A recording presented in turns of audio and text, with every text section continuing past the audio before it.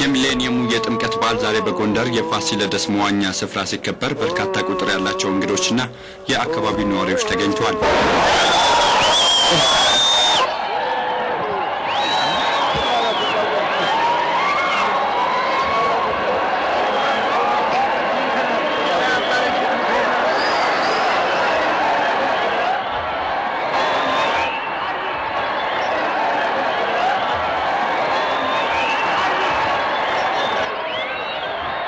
የሚሌኒየሙ የመጀመሪያው የጥምቀት በዓል በአገር አቀፍ ደረጃ በጎንደር ሲከበር ብፁዕ ቅዱስ አቡነ ጳውሎስ እንዲሁም የክልል ርዕሰ መስተዳድሮች፣ ሚኒስትሮች፣ ሌሎች ከፍተኛ ባለስልጣናትና የውጭ ሀገር ቱሪስቶች ተገኝተዋል።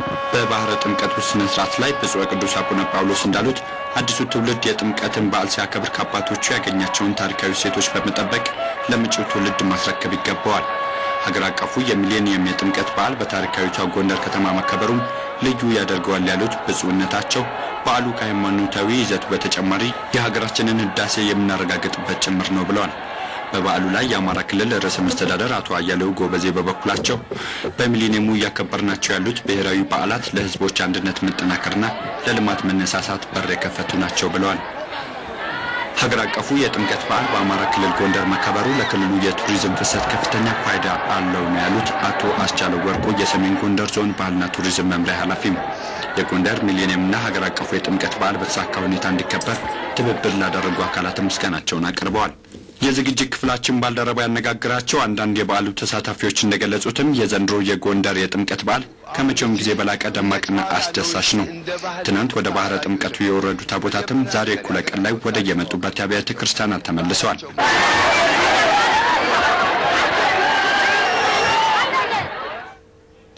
የኢየሱስ ክርስቶስ ጥምቀት በዓልን የኢትዮጵያ ኦርቶዶክስ ተዋሕዶ ቤተክርስቲያን እምነት ተከታዮች በደማቅ ስነ ስርዓት አክብረዋል። በጃን ሜዳ የተካሄደውን የአከባበር ስነ ስርዓት ይድነቃቸው ሰማው ተከታትሎታል። የኢየሱስ ክርስቶስ ጥምቀት በዓል በሺዎች የሚቆጠር ምዕመናን በተገኘበት በጃን ሜዳ የተከበረው በተለያዩ መንፈሳዊ ስነ ስርዓቶች ነው። ባህረ ጥምቀቱም በብፁዓን ሊቃነ ጳጳሳት ተባርኳል።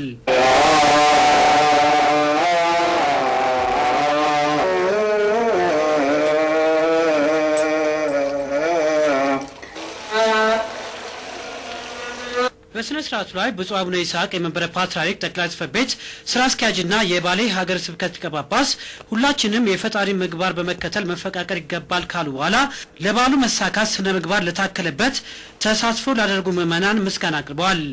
አዲስ ልቡና በዚህ ወይለት ሺ መጨረሻ ዘመን እግዚአብሔር ያድለን ነው ምለው። አዲስ ልቡና እግዚአብሔር ያሳድርብን። ክቡር ልቡና ከሰውነታችን ያርቅልን። ይህንም የተጠራ የተቀደሰ የተባረከ እንዲያደርግልን የኖር እግዚአብሔር ቅዱስ ፈቃዱ ይሁንልን። በባለተራው ገነተ ጽጌ ቅዱስ ጊዮርጊስ ቤተክርስቲያን ሊቃውንትና ካህናት እንዲሁም በሰንበት ትምህርት ቤት ተወጣቶች የተለያዩ ዝማሬዎች ቀርበዋል።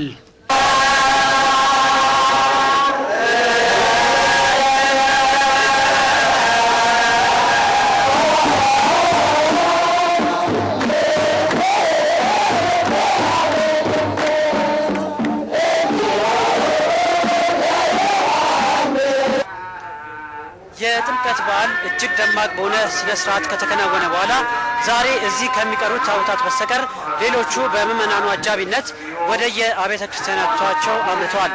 ከጃን ሜዳ ለኢትዮጵያ ቴሌቪዥን ለተናገሩ ዘገባ ይድነቃቸው ሰማው ነኝ።